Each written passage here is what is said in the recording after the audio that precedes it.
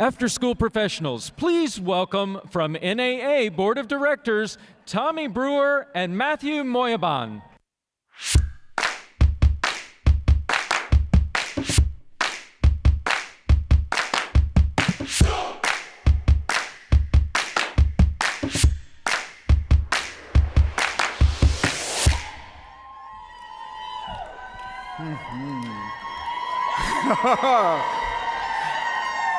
Hello, NAA. I'm Tommy Brewer, and I am honored to be the chair of the Board of Directors for the National After School Association. And I am Matthew Moheban, and I'm proud to serve as treasurer of the NAA board. On Sunday, we focused on hashtag being here in community.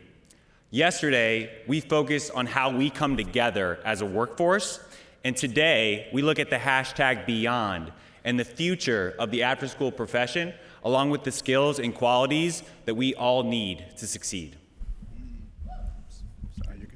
Be assured, the future of after school is clear, it's strong, and it's compelling, progressing toward its greatest potential yet. As I look beyond our time here in Dallas and my wish for the after-school community in the next year, I'm focused on mentoring. What can I do to support professionals around me in formal and informal ways? Advocacy. It's time to speak up on behalf of our workforce. And sustainability. As the funding landscape shifts again, now is the moment for leaders to double down with partnerships and strategies to protect our funding and our current staff. Yes, Tommy, and I'm focused on leaning into leadership. When I go home, these are the words I'll be thinking about for myself and the people that I serve. Visionary. I'm so inspired by the leaders in this room working towards incredible visions for their organizations, their communities, and the world of after school. Creativity. I've been so impressed by the creativity and the resourcefulness used to design solutions that you all have come up with to address our field's greatest challenges. Empower. There are amazing examples of team empowerment represented in this room. When you can align the individual success of your team members with the success of your organization, people feel valued, find meaning, do better work, and stay longer. What are the words you're reflecting on that could be your hashtag for 2024? Now for the moment you've been waiting for. We have more story showcases from amazing leaders like yourself. To introduce them, I welcome our session host for today, Juan Alvarado.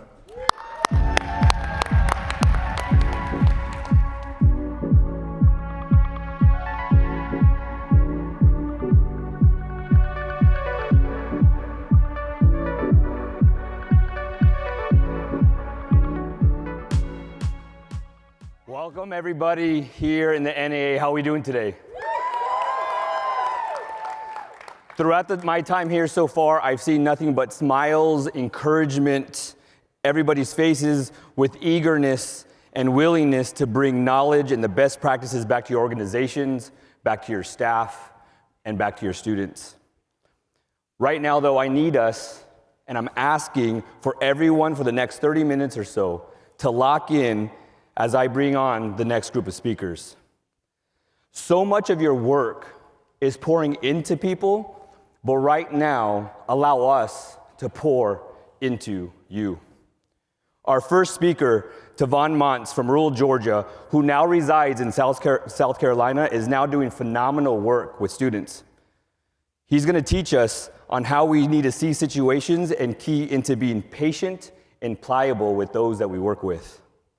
Then Brandis Stockman from Utah asked us to think twice when what we think would be a casual common question, but how to really reach people in an authentic and meaningful way.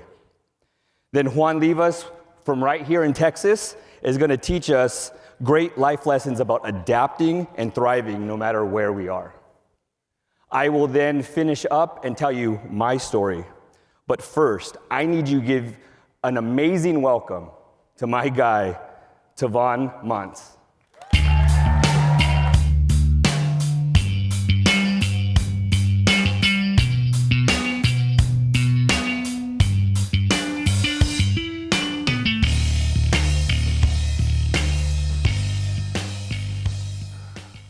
You guys look good. Look good. So it is the summer of 1995 in a little town called Fort White, Florida. And as this family of first-generation black farm owners, it's a hot day. So what we normally do in the middle of the day is we would take some cold showers, try to cool off, right? So we're in a trailer. There's no heat, of course, but there's also no AC, no HVAC. And my brother is taking a shower. So while he's taking the shower, all of a sudden we hear a, oh my God, it's a snake in the bathroom. Oh my God, it's a snake in the bathroom. I said, this is gonna be good. Well, this is gonna be good. So my dad said, son, if I go in that bathroom and there's not a snake in that bathroom, you're gonna get it. Now, if you grew up in the South, you know what you're gonna get it means, right? So I said, all right, this is gonna be really good. Tavaghn, yes sir, go in that bathroom, go see a snake in there. I go to the bathroom. I go in the bathroom and I look in the tub and I say, Dad, this. Before I could say snake, it looks at me, it goes between my legs and goes down the hallway underneath the refrigerator. Now my dad, he's this cool cat. He said, all right. He goes in the room, gets his cowboy hat, put his cowboy hat on. Gets a shotgun. Son, this is what we're gonna do, son. You're gonna grab this refrigerator. My brother's still butt naked now. It's a snake. You're gonna grab this refrigerator, and you're gonna move it out of the way, and I'm going to discard the snake. Now, growing up on a farm, the refrigerator is full. Meat, vegetables, fruit, you know, it's not a light refrigerator. What refrigerator is light anyway? I'm 12. I got old farm strength. All right, yes sir. 1, 2, 3, pow! And what my dad does is he kills this 3.5-foot water moccasin. In Florida, we call them a cottonmouth. It's a venomous snake.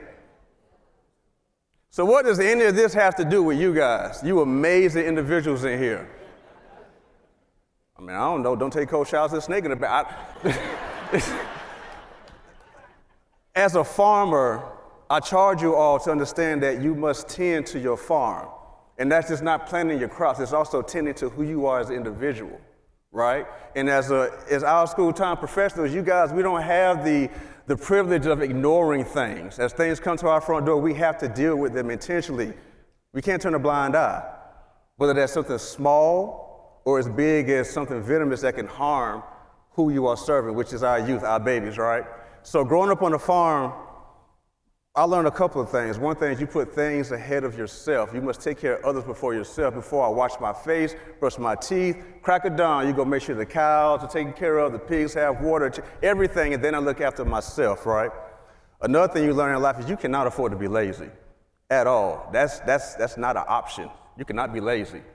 Another thing you learn is that you have to be easily bent, but not broken. You must be pliable.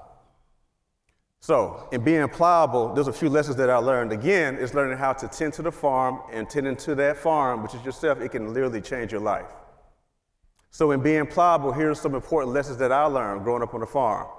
First, the importance of preparation. As all you guys know, you must prepare. As you see right here, I'm on the tractor, and we are preparing to till the land. You make sure that the topsoil is turned over so you can get the good minerals from the bottom soil to come up so you can prepare to plant the seed. As you know, you do not take a seed and just plant it into anything and think something's going to come out of that. That's not how it works, right? Same thing with you guys. You learn to be easily bent, not broken. You learn to be pliable. Also, you have to be responsible and you must work very hard, and all you guys know about hard work. In that instance, you see my brother and I, we're holding this 1,200-pound bale of hay. As my dad comes behind us and he takes the rail and he pushes it up and put the chain on it, and now we're gonna let that hay bale come back so that it doesn't fall off the trailer or crush one of us, and we're an hour away from any hospital, to make sure that it is secured before we go down the highway. What you do not see is that there are 11 more bales of hay on that trailer. Had we not been responsible and worked hard together as a team, one of us could have got seriously injured. As you guys know, you must be responsible in dealing with our babies, with our minors. There is no room for things to mess up. You have to be responsible in the best way that you know how. You must be easily bent, but not broken. You must, say it with me, be, oh man, y'all, oh, you guys are with me. You guys are with me. I love it. Now, you learn to be patient.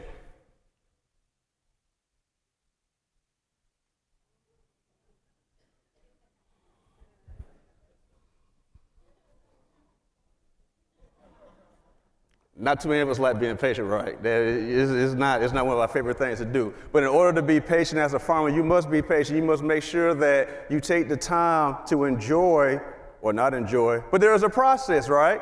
You have to go through that process. You can't take any shortcuts. You must be patient. You must do everything you're supposed to do, and also deal with all the things that may come along the way that may get in the way of you doing everything that you said you set out to do to get the outcomes you want to get. But being patient during that process, sometimes very difficult.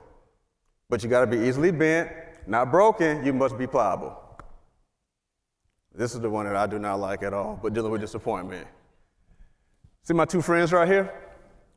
So that big cylinder right there is an automatic feeder where you will pour feed in the top of it, and then the pigs will come at the bottom, and they will put this little metal flap up, and then they will eat the food automatically out of it, right?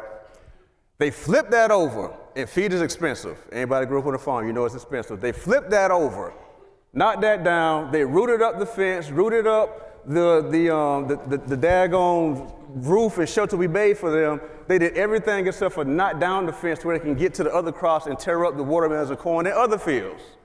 So after all the hard work that my dad and my family, we put together, the best way that, we knew how to get all this together, now we got to deal with disappointment. We have to put it together and make sure that the pigs are secured. We can't ignore it. We have to be easily bent but not broken. We must be pliable. So looking for ways to improve. This was our first attempt to have like this trailer to sell our fruit and produce, right? We just welded some metal sheets of metal on top of it on this old metal frame. We thought we were just killing it. We were just doing our thing. But you always look for ways to improve. And in always looking for ways to improve, we got smart with this thing. Let's have a field where the community can come out and they can cut their own collard greens.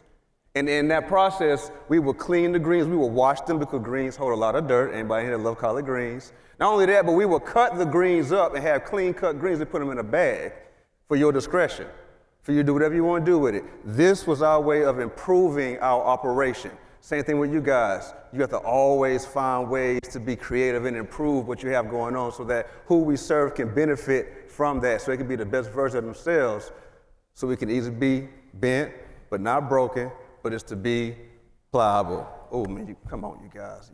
You guys are awesome, man. The importance of service. This is my favorite one, because this is why we are all in here. We understand the importance of service, right? This is my beautiful mother. This is one of our stands. She will enjoy that. Thank you so much. She will see this eventually. And this is us right here. We have, you see our honey. We have M&M Farms maple syrup. We have M&M Farms sausage. This is her favorite part of the whole farm operation, outside of being in the fields with us. But the importance of service, you guys, after the prep, after you've prepared, after you've done all these things, you worked hard, you were responsible, you dealt with disappointment, all these different things, and now you get to do the best part and reap the benefits of the service that you all do on a daily basis. And it's essential. But in all of that, we must continue to be easily bent, not broken. We must be. Right here, you guys, this is me understanding how to be pliable and understanding the importance of tending to my farm, right? So this is an Instagram post I posted about 10 years ago. My mother, she loves to take things down and make pictures in the house. She's like to do scrapbooks. But when she shared this with me, and I forgot the words that I said, but I thought it was very important to share this with you. So never forget where you come from. Born in Jacksonville, Florida, raised on this farm in Fort White, Florida. but hard work wasn't a choice, but it was a way of life. It was in these fields that I learned that you have to work hard, and that is where I found God in those fields. And that's the center of who I am. But in all those things, I charge you guys to be farmers and be the best version of yourself and to reap the harvest and to feed the communities, continue to feed the communities that you serve. Because at the end of the day, we must be easily bent, not broken. We must be. Thank you.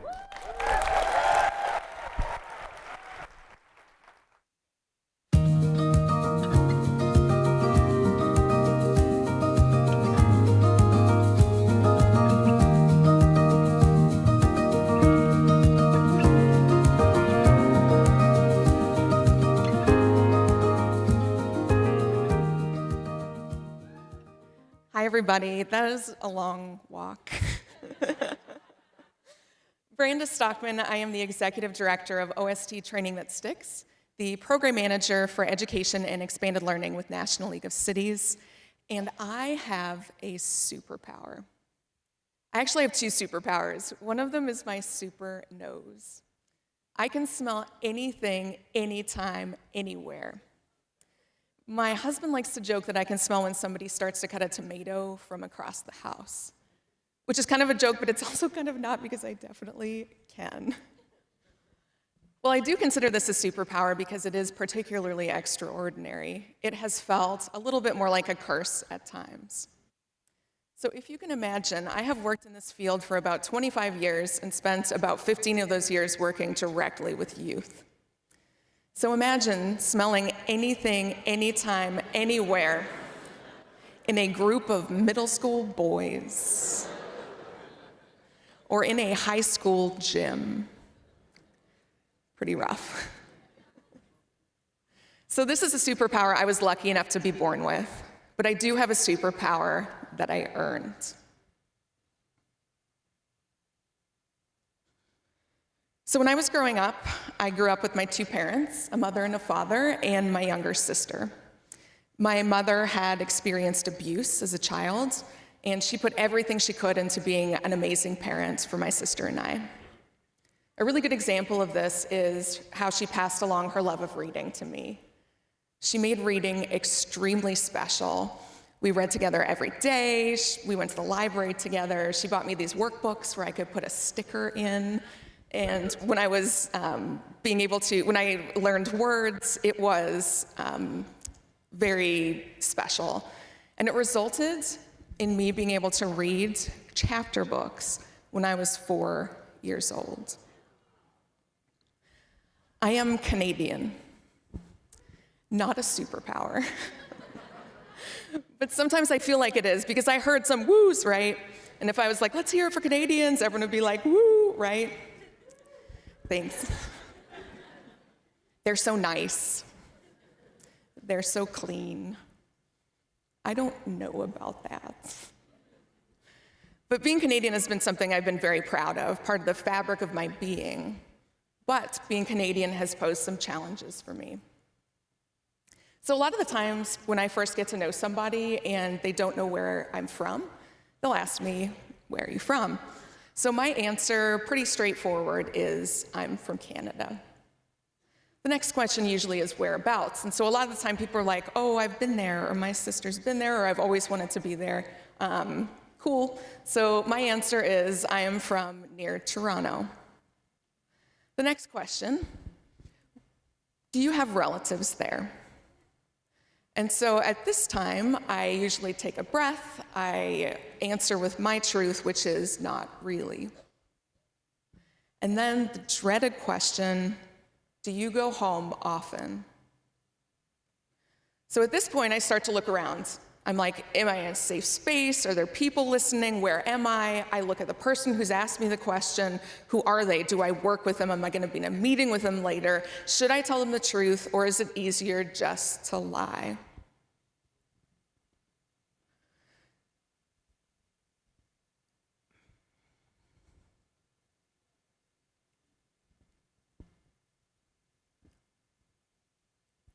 So I want you to think about when you're meeting people and the questions that you ask them.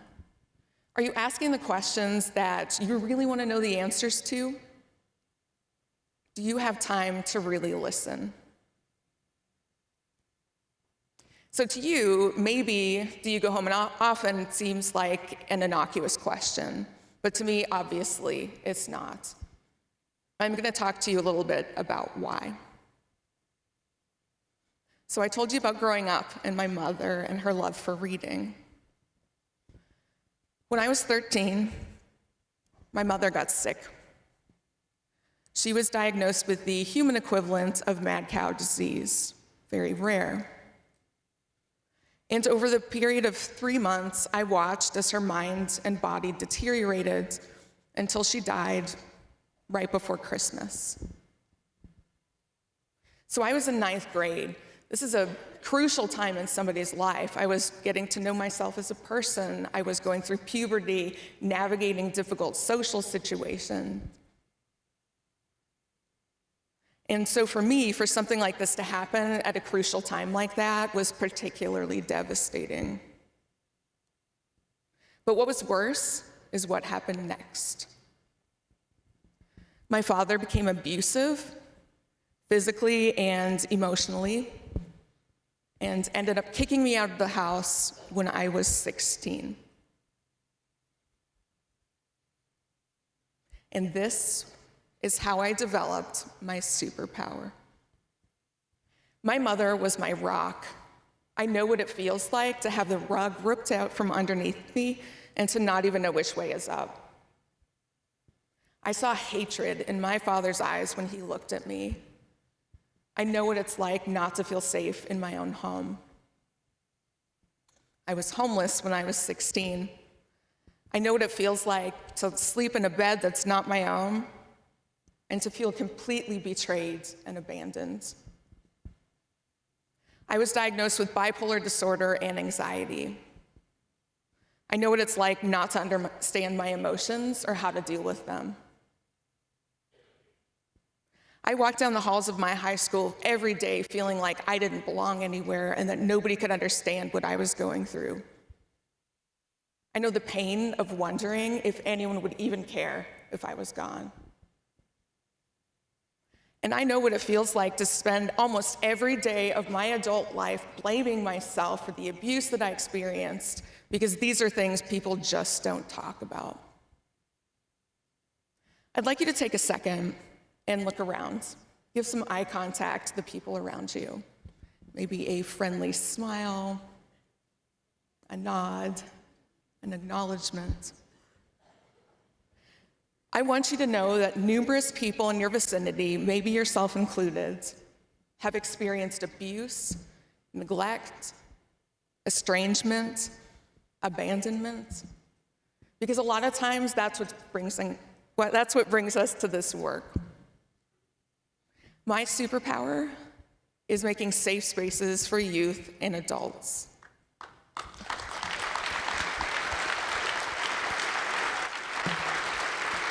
Thank you. I know that every interaction with somebody is an opportunity to create that safe space. So I ask the questions I really want to know the answer to, and I make time to really listen.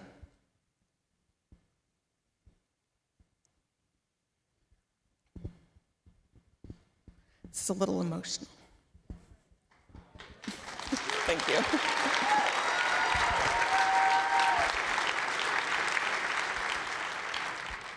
I know that family situations can be difficult, and I know that it is never worth making a child feel alone or ashamed for the sake of a group activity like making Mother's Day or Father's Day cards. I know how important it is to share positive feedback with a youth on a regular basis, because maybe it's the only positive thing they've heard all week. And for those youth with particularly challenging behaviors, they are the ones that need to hear it more than anyone. And I know when somebody tells me they've experienced adversity, that they have had the chance to develop their own superpower. And so instead of saying, "I'm sorry," I thank them for being willing to share with me.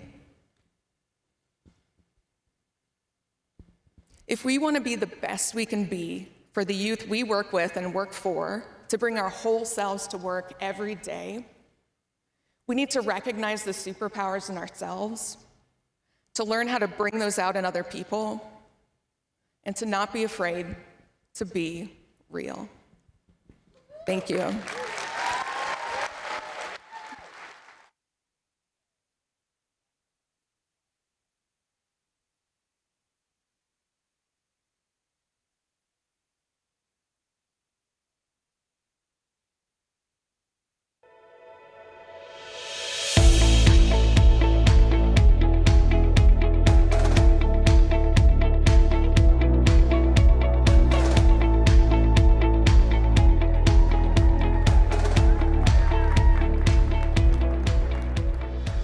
How are we doing? All right. One more clap for my fellow presenters. That was very powerful. One more time.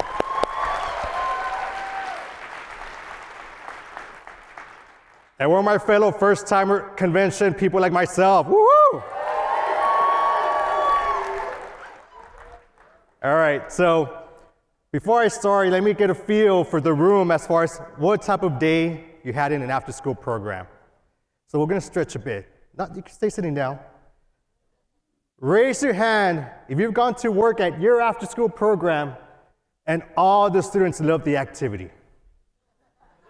Okay. All right.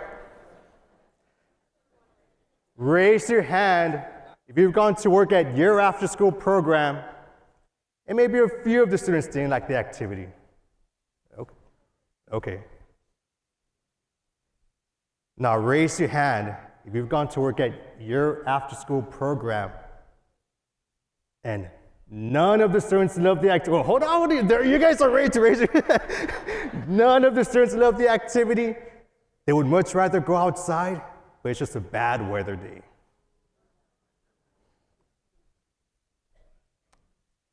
Now, last one. Raise your hand if you went to work the next day because of your passion for working at your after-school program. Awesome. Ladies and gentlemen, my name is Juan Livas. I have over 15 years working in an after-school setting. Each one of us in this room took different paths to work at our after-school program. My path started back in graduate school at UTSA in San Antonio, Texas. Oh, all right, okay. Like most graduate students, I need a part-time job to get by financially. So, one day on campus, I came across a job posting. And yesterday they talked about opportunity. So I took that opportunity to work at that after-school program. And I worked there for 3 years. And I still maintain contact with those colleagues of mine, and I learned something else. There were 3 types of days I had in that after-school program. I had my good days, my okay days, and then those really not okay days, right? Upon graduating from UTSA, I moved back down to my hometown of Laredo, Texas, and so, all right, my little entourage here. I started working for the United IC After School Adventures program. And I've been working there since 2011. And NAA, I can tell you one thing. Since 2011, I've had 3 types of days. I've had some good days, some okay days, and then some really not okay days. The good days, all the students love the activities, no staff is absent. The okay days, where, maybe a couple of students don't like the activity, you have 1 staff member absent. And I'm sure the ones we know by heart. The really not okay days. Nobody likes the activity, you have your short staff, and guess what? You have to talk to that one parent that's upset because their child is going to be withdrawn from the program. Oh. NAA, let me tell you a quick story. And it goes back to opportunity. It was mentioned yesterday. When I applied to work at that After School Adventures program, they asked me, do you want to be the head caregiver at this elementary school? Now, head caregiver means you're in charge of one site. And it was the middle of the year, right? Not the beginning, the middle of the year. But I said yes, I took that opportunity. I'm like, you know what? I'm gonna work with my team, we're gonna make activities, we're gonna do this for the kids, X, Y, Z. Guess what happened in AA? Oh, the students, why do we have to do this? The staff, it felt like they were taking turns. You're gonna be absent Monday, I'm gonna be absent Tuesday, you're gonna be absent. It's like, what? And then you have the parents be like, well, what's wrong with my student, my child? He was fine all year and now something's wrong with him. Like, okay. But guess what, NAA? Throughout that time, even though it was challenging, I had to be flexible and I had to adapt. I had to learn if I want to be a successful after-school leader, I had to be water. That's right, NAA, be water. Bruce Lee once said, you put water into a cup, it becomes the cup. You put water into a bottle, it becomes the bottle. You put water into a teapot, it becomes the teapot. Water can flow, water can crash. Every day in the after-school program, as you all know, it's a challenge, right? But we have to be flexible, we have to adapt. We're gonna crash, but we have to keep flowing. No matter what container we're in, we have to take the shape of that container. Why? If you keep flowing, if you're water, you're gonna learn some leadership skills, communication, customer service, and best of all, you get to be a child amongst those children. What other job can you go to and paint your face? Can you dress up for the holidays? Can you do 10 push-ups with those students? But then later on, like maybe 1 hour later, be like, I can't do those 10 push-ups anymore. So, what does water mean to me? And they're up on the screen, feel free to say them with me. W for welcoming. Oh, there you go, NAA, there you go. Yeah, it's almost lunchtime, but stay with me, hold on. Create a positive environment for those students. A for adaptability. I think I'm gonna let y'all take over. A for what? There you go. Hope for the best and plan for the worst, but know that everything will be fine. T for? Awesome. Work with both your staff and the parents to create a safe place for those students. E, empower. Working after school program gives you personal and professional growth, newfound confidence, like to be up on the stage, and leadership skills. The last one, my favorite one, R, refreshing. I'll give you 3 examples. Refreshing, when you paint your face with that child, making a difference in their lives. Refreshing, when you interview someone for your after-school program and you ask them, why do you want to work for this after-school program? And they tell you, because I was part of it. And it made a difference in my life. And the last one, R, refreshing. When you see a parent, when you're at a restaurant, when you're at the store, and you're like, oh no, it's one of those parents. But guess what? They go up to you and they say, thank you for giving a safe place for my child. So, NAA, 15 years working after school program.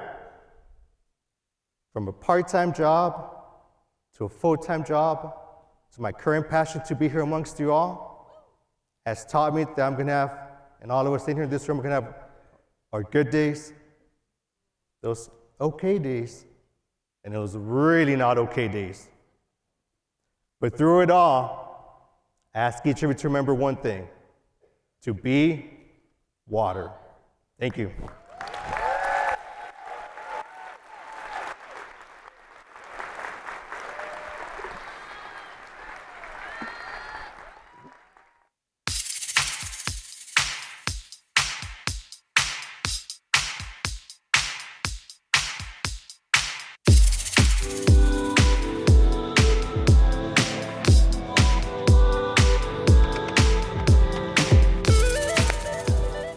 I'm not gonna dance, so stop. You can stop clapping.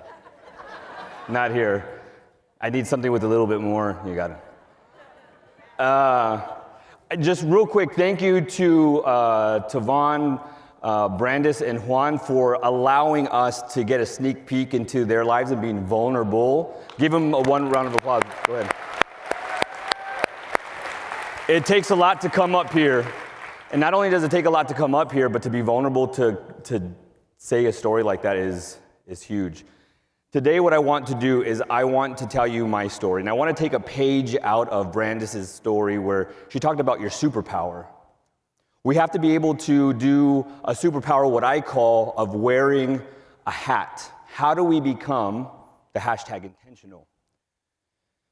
It all started one day after a stressful day at work. And you've had these days. The days where 4 out of your 6 staff call in sick at the last minute. Yeah, you guys agreed with that way too much. The kind where it's parent-teacher conferences and you're not allowed to use your classrooms, the library, the multi-purpose room. And like any person off the street's like, what the heck are they doing in this after-school program? Because kids are just running around. It was one of those days.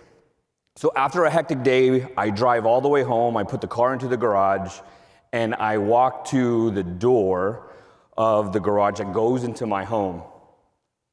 And as I go for the doorknob, I can hear what sounds to be like Demolition Derby from my 4 and 5-year-old son, Levi and Lincoln.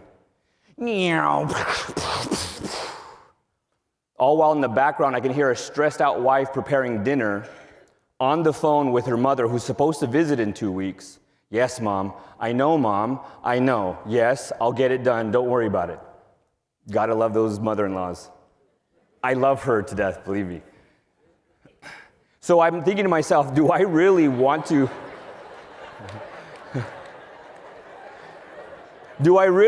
go into this house right now after a chaotic day and go into this chaotic home?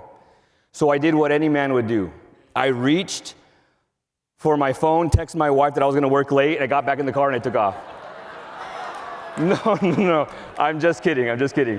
I'm so kidding. I did what any father would do, and I regulated. I went inside and I said, hey, what is Mom doing right now?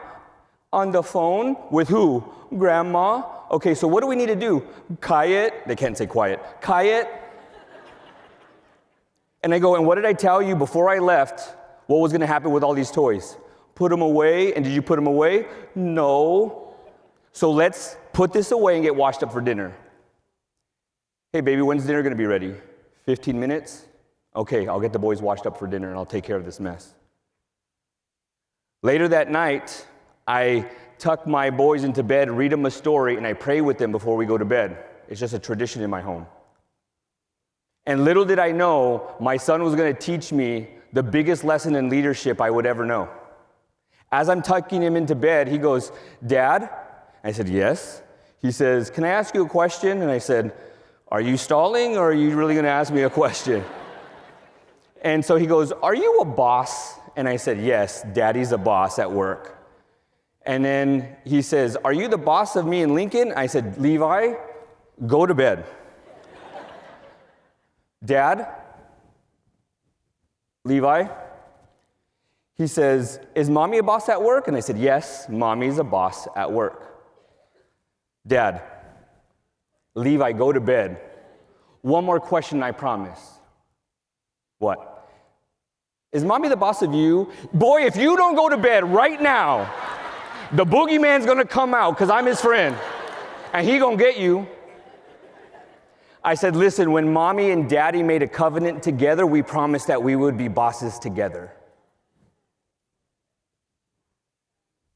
So as I started to leave, he goes, I knew he was a boss. And I said, time out, what does that mean? And here's what the lesson comes in. He says, if you're a boss at work and you tell people what to do, then as soon as you come home, you tell us what to do, so you must be a boss to us. See, I don't know if you caught it, my own son, my own flesh and blood, sees his father as a boss and not as his daddy. I said, no, mijo, and I knelt by his side and I said, listen, daddy's your dad. I'm here to teach you to run, to throw, to be a great big brother, to be a helper, to be a voice for the voiceless and stand up for those who can't stand up for themselves.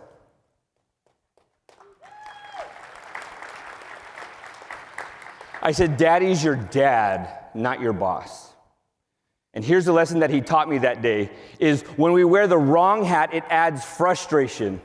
But when we wear the right hat, it brings transformation. See, we wear the same hat every single day in every single situation of our life. We go to work with the manager, CEO, the boss, the staff hat, and then we go back home and we give our work the best, but we go back to our families and we give them the rest. Sit on that for a little bit. So what we have to do is we have to become intentional. See, because here's the deal. We wear the hat of a boss and we go into a conversation when we really should be wearing the hat of someone who is understanding and listening. We go into a disciplined conversation with a student already with a judge and jury hat on when we need to be wearing a hat of understanding. So how can I wear the right hat? Let me break this down for you. H, how do we handle what we hear? Bro, they're 4 and 5 years old. Let them play. How do I handle what I hear? My wife is stressed out. How do I come and help her out? A, how do I give attention with the right attitude? How come I can't slide on the floor and be like, which car am I? How do I give attention with the right attitude? Babe, give me the phone. Hey, Francis, how you doing? Hey, I'm excited to see you next week. Hey, listen, we're about to have dinner right now and it's getting cold, so we'll talk to you later. Bye. How do I grab my wife's face, tell her I love you and I support you, give her a kiss on the forehead and say, I'll take care of dinner. I got the dishes, I got the kids, go relax. So that, how do I T? Transform the temperature. John Maxwell teaches us not to be a thermometer, but to be a thermostat. A thermometer tells us how warm or how cold it is, but a thermostat changes the temperature. So how do I go into a situation with a staff or a student who's afraid that they're going to get written up or take a call home? How do I wear the right hat to give them support and care and empathy? See, if we can wear the right hat, that's what we need to do. But we have to be intentional. Because when gaps are not filled with intention, then by default, it will place us in tension. Oh, I am, baby, I am. I am. This is what I come to do. Because this is what we need to do. We have to be intentional. Why have all that tension on your shoulders when you can be intentional? So let me ask you this question. Which hat are you willing to wear? You have to think, before I go into this conference room, before I go into this bedroom, before I go into this meeting, what hat do I need to wear? And if you just take 5 seconds to take a deep breath and think, who do they need me to be? Who do they need me to be? This is the last thing that I will tell you, and I want you to catch this. In your schools, in your work, in your home, anyone could have gone to any other staff, any other boss, any other teacher, but they came to you. I believe that things don't happen on accident, but they happen on purpose with a purpose for you. So, before I go, I want to leave you with, understand when that person stands before you, that you all are the perfect person for their imperfect situation. And I want you to actually understand that and feel it. So I need everybody to grab a fist or your shirt or something and say and repeat after me. I am the perfect person for someone's imperfect situation. Now go be, because you belong.